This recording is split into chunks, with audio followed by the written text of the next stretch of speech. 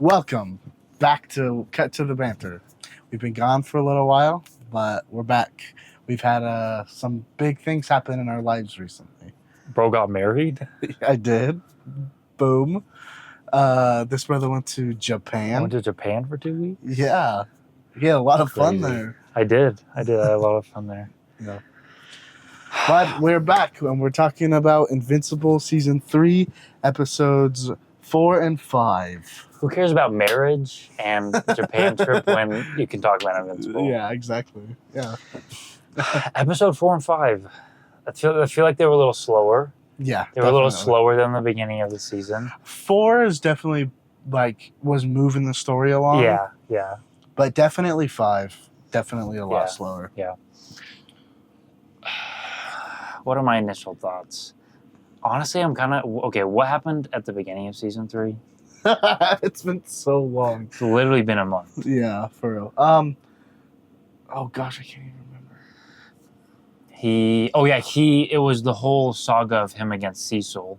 Yes, that's right. Kind of that whole was thing. And then we get into we finding out Angstrom Levy's behind That he's this back camera at the end of season, or He's at the back. end of episode 3. Yeah. Yep. And so episode 4 kicks off with him, questioning Cecil if this is what he did. So And then Cecil lots of cool stuff. Cecil being like, yeah, we are spying on them, but that's not ours. Yeah, So exactly. that was kind of funny. That was crazy. Okay, so what would you rank these 2 episodes out of 10? So 4. What do you rank episode 4?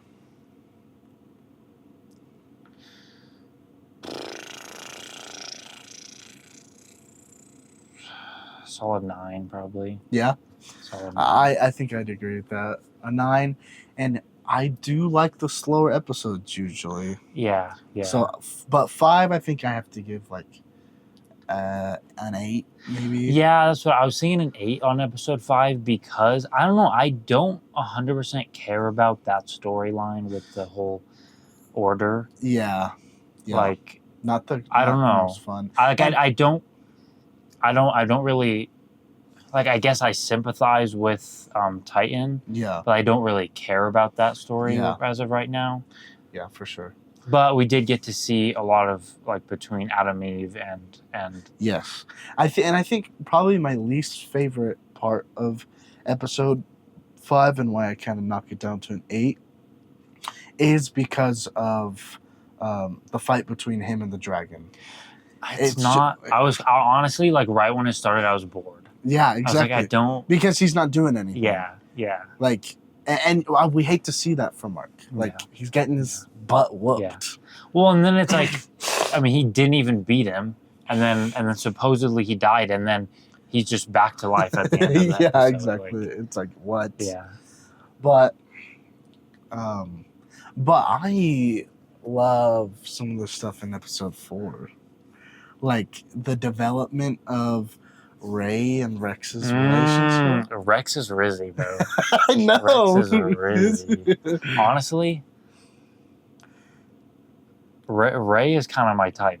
Low key. Oh my gosh. Low key. Be so honest with me. I thought Kirsten Dunst was. Well, yeah. I mean, look at them. Oh my gosh, bro. Look at them, bro. But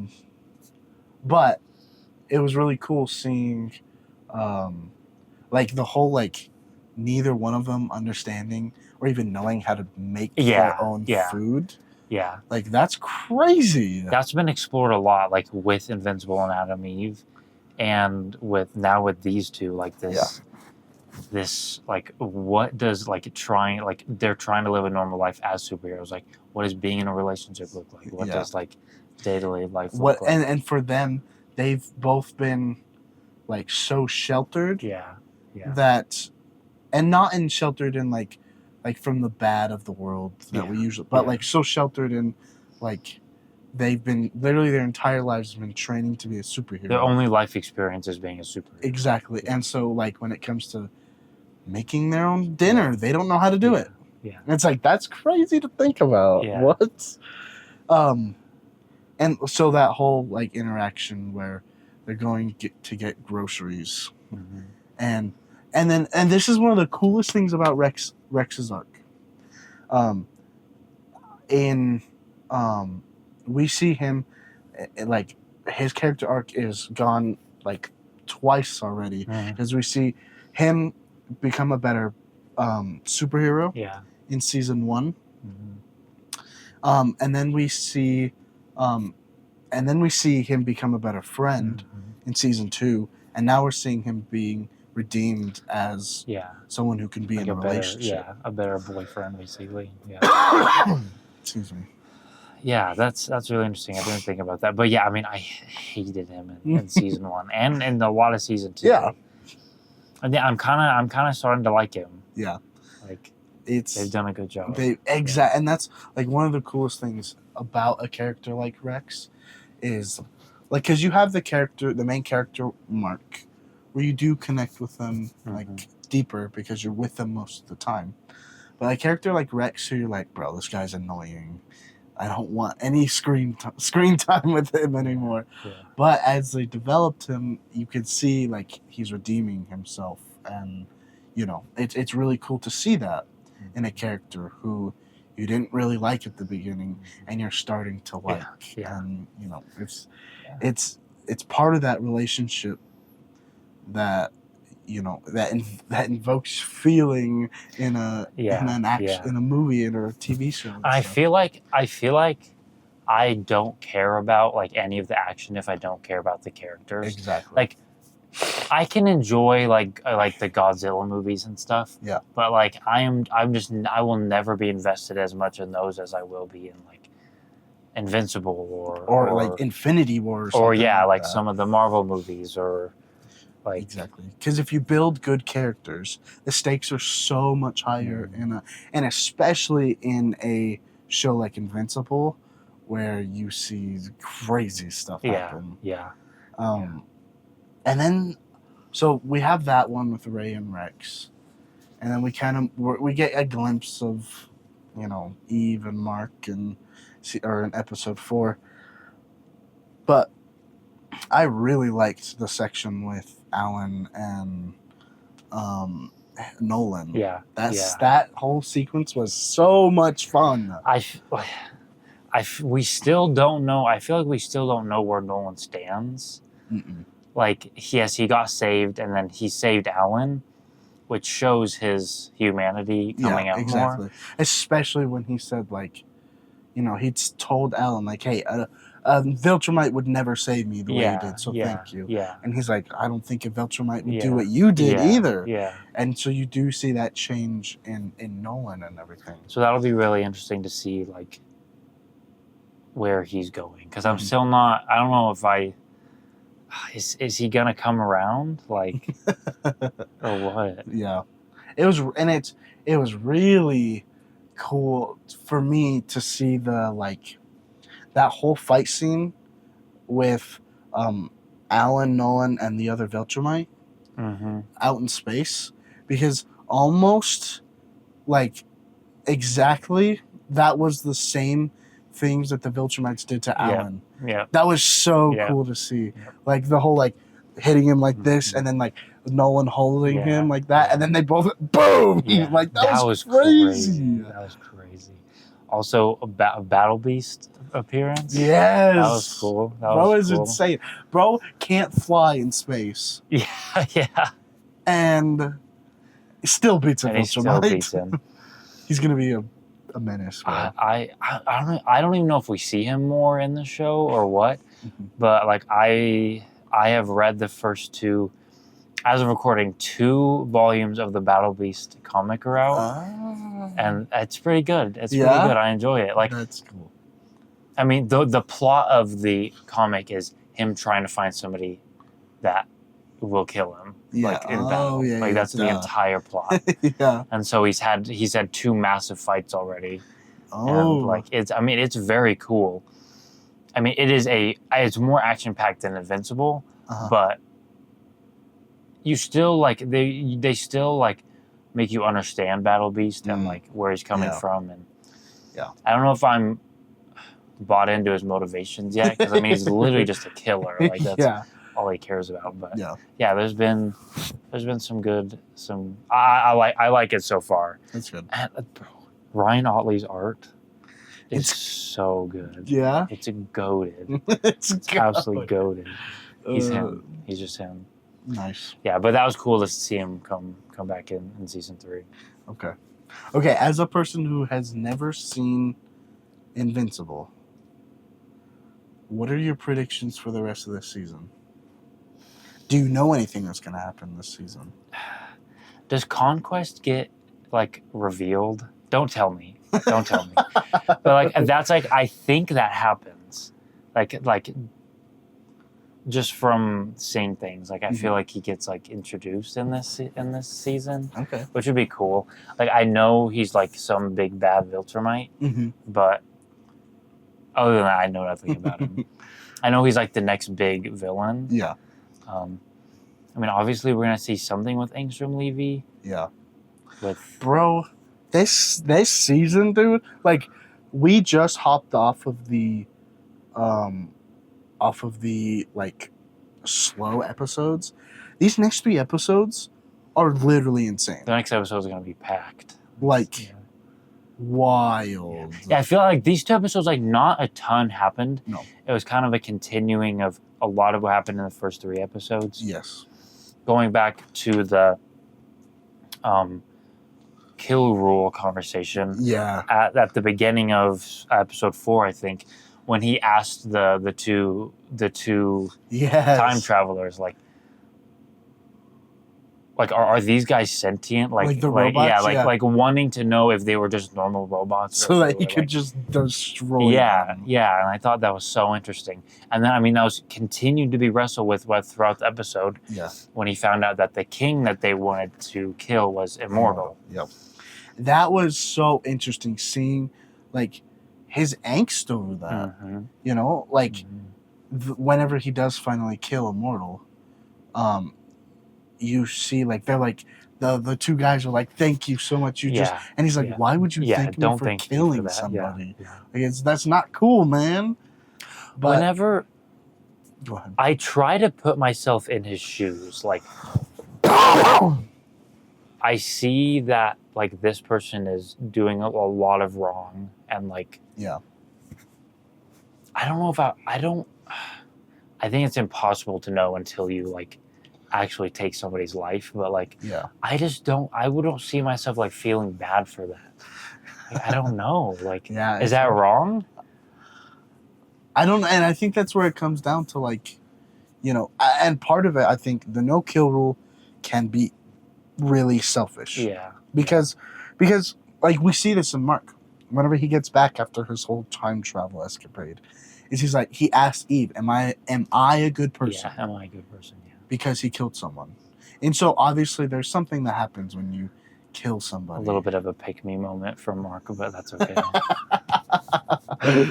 It was. Am I a good person? Like, for real, bro. Okay, but he's wrestling with angst, bro. He just killed somebody. No, it's fair. It's fair. But yeah, you see, like, and so obviously you see how the whole no kill rule and all of that stuff can be selfish, because you're worried about what that does to you. Yeah, yeah. And so, like, you even see, like, in Batman, that's how it is. Because his whole thing is, if I kill, I become what does that make me? I become just like the villain. Mhm. And so that's really tough, especially when you're wrestling with the issues that Mark is having to wrestle with.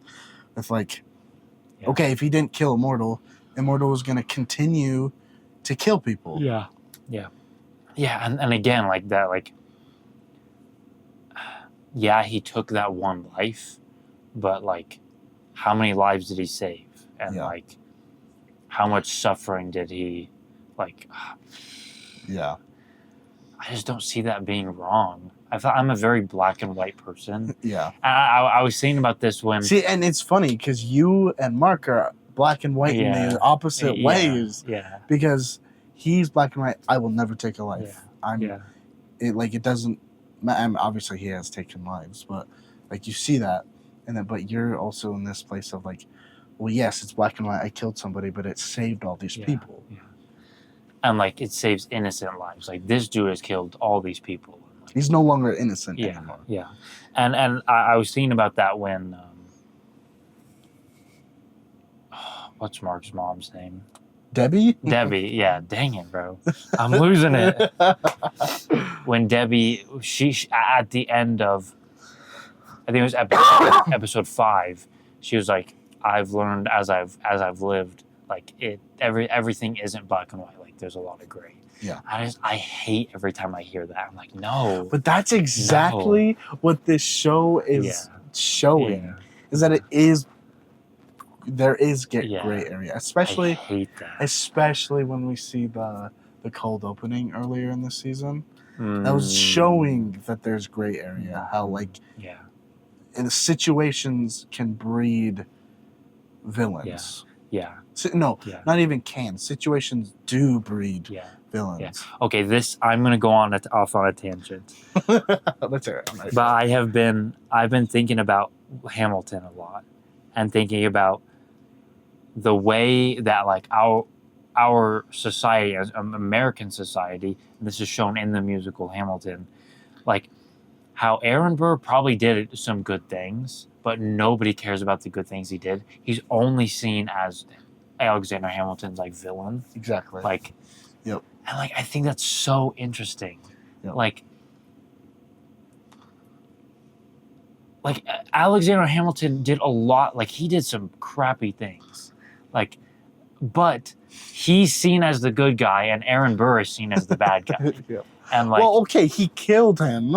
That's a big no, I understand that. I understand I understand that. But I just think it's so interesting that like,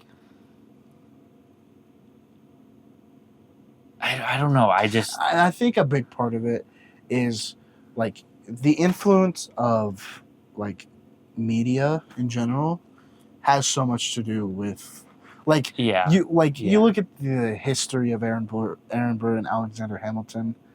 It's a little bit different. Like, the stuff Aaron Burr did after he killed he really straight up turned into a villain after he killed Alexander Hamilton. And so I think a big part of it is when you're creating a story, you have to have the hero and the villain. Yeah, exactly. And so when we see Alexander Hamilton, the first thing we see is the struggling kid who got to the top and is changed the entire American civilization. And then he had an affair with his wife, and we walk through that, and you see like, okay, that's bad, but he also did some awesome stuff.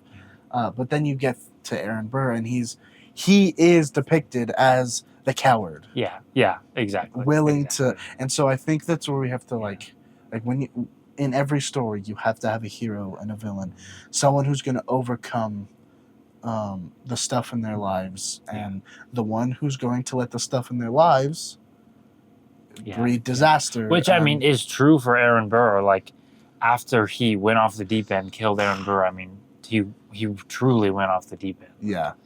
And so I mean we can tie that back into Invincible. Like Mark is struggling with that. It's like, am I the hero? Because I have killed, because I have done these things. And that's why I think Invincible is such a compelling story, because it's not just, of course, Invincible's the main character. Of course, he's a good guy. Yeah. No, we're dealing with the issues of being a hero while you have to do and it's it's the pragmatic approach. This the pragmatic philosophy. See, and that's where like in my brain, it's like I've seen all of the good that Mark has done, and I see the reasoning every time he does have to kill somebody, and it's not even a question in my mind. Yeah. It's like, he's the good guy, these guys are the bad guys. Look at what they're doing. Exactly. And this and that. But I like as I think about it, and as I've already been challenged watching this, like you already brought up the cold opening, like showing like these people probably wanted to be good, but then they just kept being pushed to the edge and brought to the end of themselves, and like whatever, like I have nothing else to lose. Yeah. And like, is that still wrong? Yes, But is that understandable? Yes. Exactly. And that's where like where us being able to see into those people's lives makes us feel more. I think that is what movie and TV needs to do more. Like you can show us the villain and him doing all his villainous things. But if you want us to connect with him to an even deeper place, show us, bring us into their lives. And a cold opening is a very cool artistic way of doing it, because there's no things to influence you like music or anything. It's just one sound behind, and all you're seeing are their actions. And it's interesting. And the expressions on their faces. And I mean, getting a little philosophical and off track again, but like I think this is why art and like media and TV shows are so cool, because it challenges us to think about these things. And then I just immediately think of like the American political climate right now, where like the opposing side is as painted as the villain, no matter what side you're on. Exactly. They're painted as the villain in your mind. Yep. And like there's no coming back from that. Like there's nothing a person can say, nothing a person can do. And so what do you do to bridge that? No matter what side you're on, what do you do to bridge that? You look into their lives and you find out who the real person is behind the beliefs. No matter how evil and vile and the things you think the other side is doing, I truly think you can look into their lives and understand where they're coming from. Exactly. You can still believe they're 100% wrong, but I think you can understand where they're coming from. Yeah, and that's where like spaces of like disagreeing with each other and talking to each other through that is important. And why that's what we need to breed as a people is spaces to disagree and talk to each other. Because when that happens, people think like, because I was listening to this thing where they were saying like during a debate, no one's going to change their mind. But what happens? 3 or 4 hours after the debate, you're thinking like, I probably was wrong there, or I made a good point there, or he made a good point, and you're refining your beliefs. And you don't. That doesn't happen if you don't talk to other people. And so like, bringing this thing where you look into someone else's life.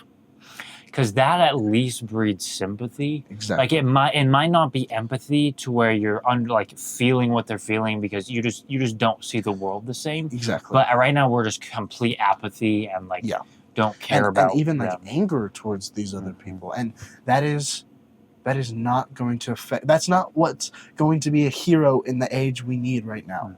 To be a hero in the age we need is to look into people's lives and say, like, we disagree, but I can see you as a human being, and I respect you for that. And again, like bringing this back, I think that is what is just another part of this no-kill rule is like, I think Mark kind of understands that a little bit. Like, I feel like he might understand that, like, these people aren't pure evil. Yeah. Like, there is humanity in there, just like his dad, just like Nolan. Yeah. I think he knew that his dad had humanity. Exactly. And I think we see, like... What the frig? Sorry. That's huge, actually. We're making cookies. What the frig? I'll try to stay quiet. Thanks, babe.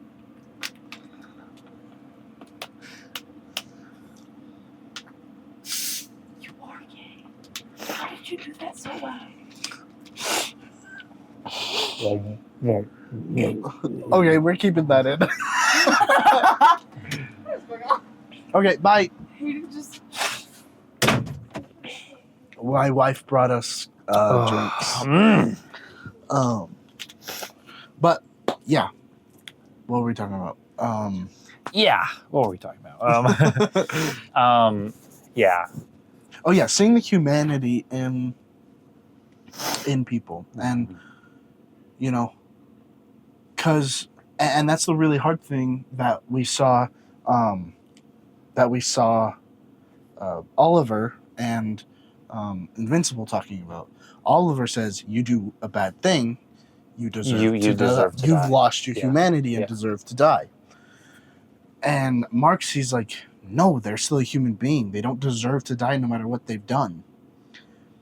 And that creates tension between like, how do you deal with someone who is still gonna kill, who's still gonna hurt? Yeah. No matter, there is no reform there. Unless you do what Cecil does and completely changes the person. And it's like, what is the oh my goodness, I'm already burping. I took literally one drink. How like ethical is that? Like I don't even remember if we tackled that in the last episode, but like, or in 2 episodes ago. But like how ethical is it to just like, I mean, it's not the same person anymore. Like, no, taking that away from them, like it is not the same person anymore. Exactly. Like, and Cecil can make the claim that doesn't matter. I've that other person was a bad person and didn't. And so honestly, it is kind of like he killed the other person. Yeah. Like we talked about Severance. Like that's a huge thing that maybe we can dive into some other time. I want to talk about Severance. But like that's a huge thing where it's like you've changed the person. They are a different person now. The other person is dead. And that shows that like you sever a person, this person has no memories, and this person just has no memories of the person on the inside. I mean, they're different people, like completely. Yeah. And yeah, that's an interesting point. Mm. Like, and so, as we get into it, and this is the coolest thing about Invincible is the main character is not a static character. A lot of times you can create like Superman's a static character, and that's what you love about Superman. I feel kind of like Spider-Man too. Now there's exceptions, but especially like right now within Marvel Comics, he's an avatar. I mean, he's just somebody that people can put themselves into, and he doesn't change. Yeah. He's always struggling. He's always like Peter Parker luck. Like he's always down on his luck. Yeah.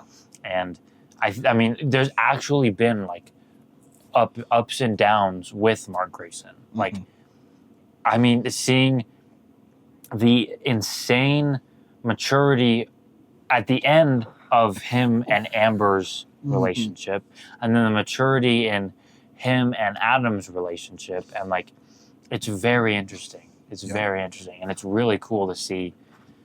Even though, like, how old is he right now? Not even 20. I think he's 19. Yeah. Yeah, because him and Eve are 19. Yeah, that's crazy. Literally our age. Yeah, that's so crazy. That's wild. Got absolutely obliterated by his dad.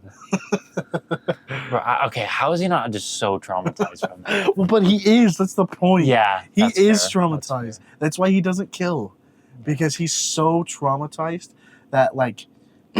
When he killed Angstrom Levy, he thought like... I feel like he's not traumatized by that. He's traumatized by becoming like his dad. Well, but that's the whole thing, right? Like, he saw what his dad could do and what his dad could do to him. Yeah, yeah. That is the, like... and he's he like... feels like anything could trigger that. Like, if he could do that to me, then, like, I could do that to my mom, or I could do that to Oliver. Like, so,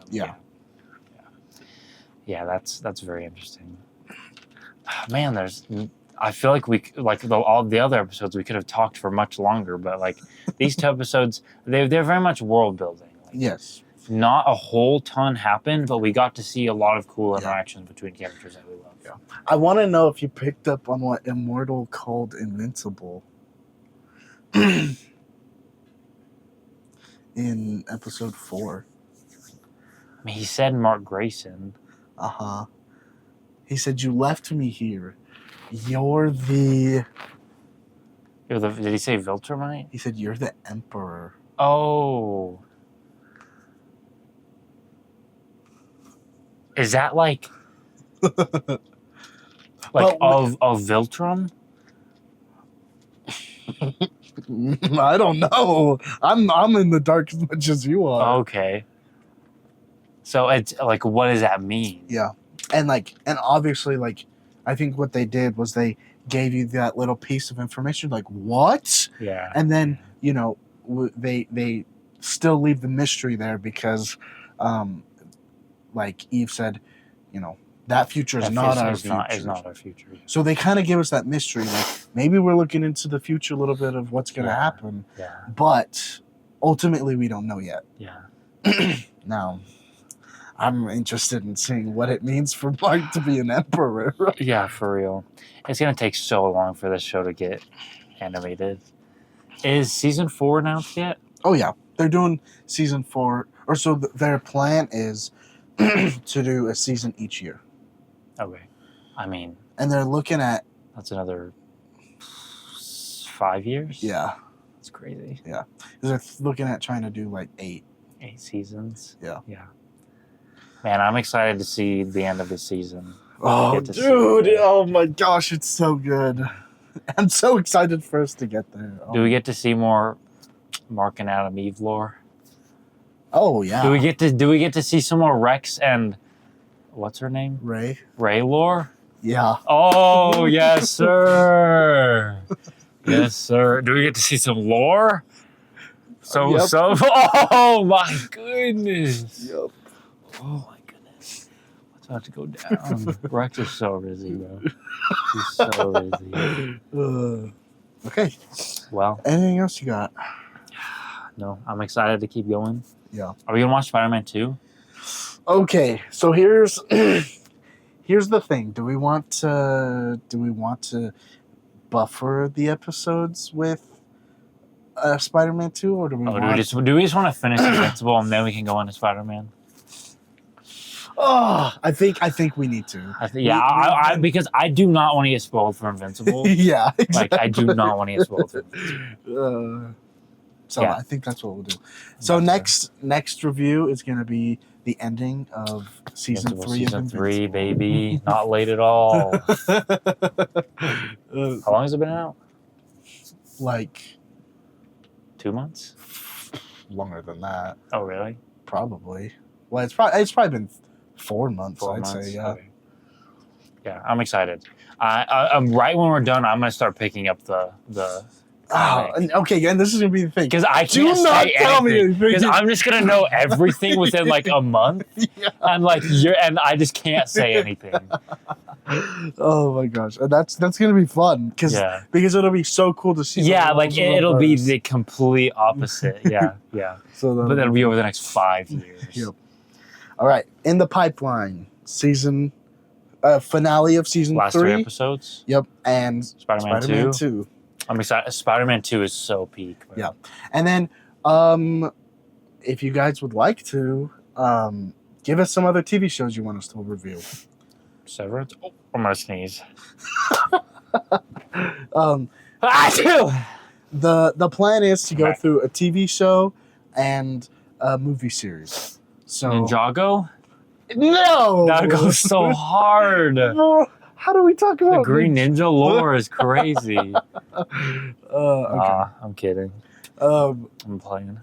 But so we're going through the Raimi series now. I think the plan is that we're gonna go through all of the Spider-Man, and then we're gonna have. That's gonna take so long.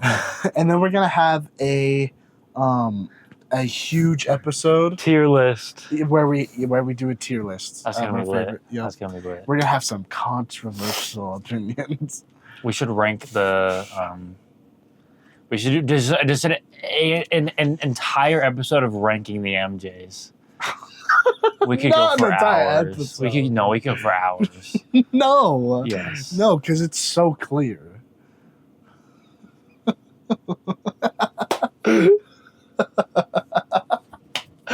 All right. Well, there's only 2. Oh, the Spider-Man love interest. Okay, and we count Spider-Verse. Ooh, I like that. Okay. There's so Gwen's are on top.